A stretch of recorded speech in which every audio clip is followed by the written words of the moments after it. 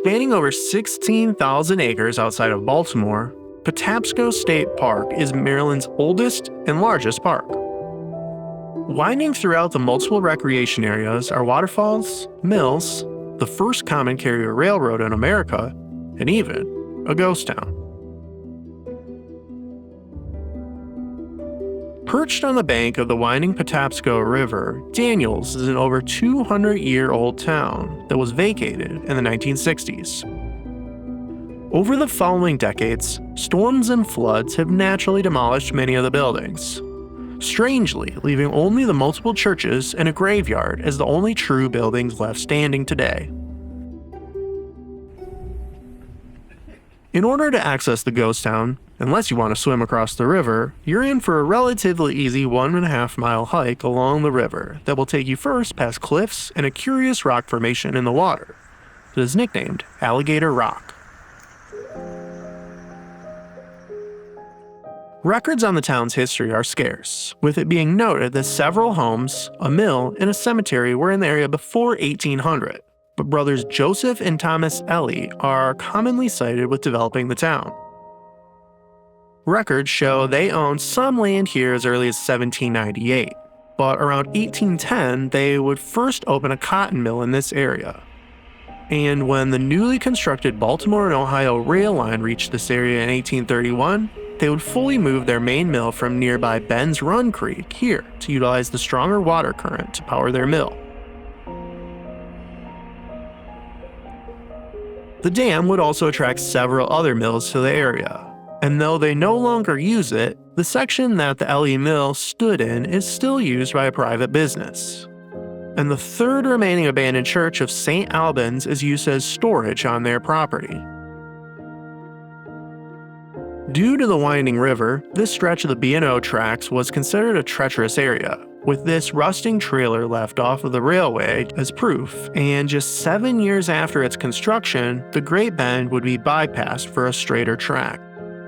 But by this time, the Ellie family had found they overextended themselves, and would lose the mill and company town, which they had named Elliesville.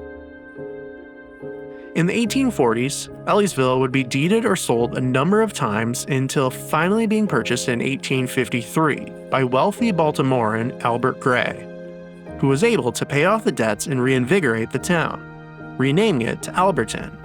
And 3 generations of family would profit from these mills, expanding their town to include its own general store, public school, library, post office, churches, restaurant, bowling alley, pool hall, baseball field, and a swinging pedestrian bridge alongside the railroad for citizens to cross over. Okay, here's the first church. Somewhere is the cemetery. Let's try and find it. In 1879, the St. Stanislaus Kostka Catholic Church would be constructed the same year that James Gary unsuccessfully ran for governor of Maryland, though he would become a U.S. Postmaster General in 1897. Kostka did not have its own priest. Rather, one would visit once or twice a month. So when a lightning strike burned down the church in 1926, it was decided it would be cheaper to build a newer church elsewhere, and St. Kostka's would be the first building abandoned, though the cemetery behind it would still be utilized for a number of years. Somewhere there's the cemetery. I'm gonna try to find it. But time has done a number on this thing. Okay, here's the graveyard. Oh wow, it's bigger than I expected.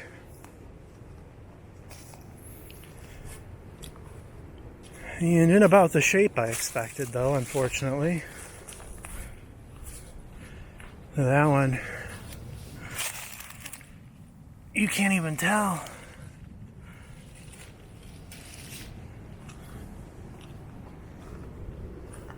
Yeah, these are pretty faded, but that says 1919, May 13th, 1919.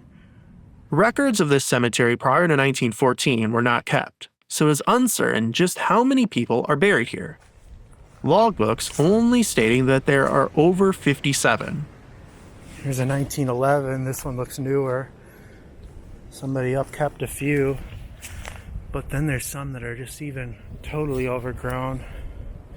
So they put a little carved. Is that wood? Oh wow, that's cool.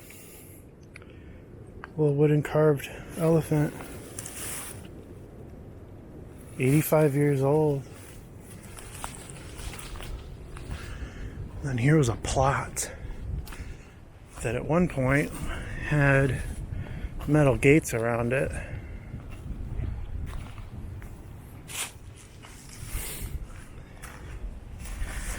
(1853 to 1939).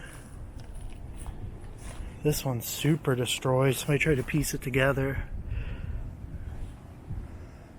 But yeah, right behind the church there. Mostly hickeys. Let's keep on. When the Great Depression hit the nation in 1929, Alberton Mill would find its production down to a quarter of what it had done previously. And yet again, the town would be put up for auction. And in 1940, the C.R. Daniels Company would purchase the 500-acre tract, yet again renaming the town after themselves. There's the other church. A little better condition than the first one. And then the dam is there. And the original train trestle is right here. Daniels would modernize the mill, with papers describing it as the quintessential company town. As technological developments would see many mills begin to close, Daniels would outlast most in the region, until finally, in 1968, the decision to shutter the mill was made. And for reasons they refused to explain, the owners would order the 279 residents of Daniels to vacate, and they began to demolish the buildings. Whoa, what's this? By 1972, over half of the town had been vacated when Tropical Storm Agnes would sweep across the state and flood the river, forcing the last holdouts to leave.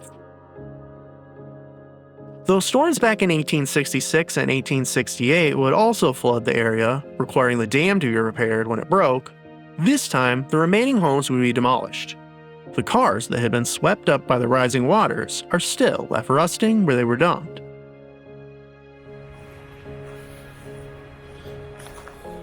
One year following this, Daniels would be declared a National Historic District, and in 1975, the state would purchase all but the mill site. Today, the only active building remaining from Daniels' time is the Gary Memorial Church across the banks in Howard County.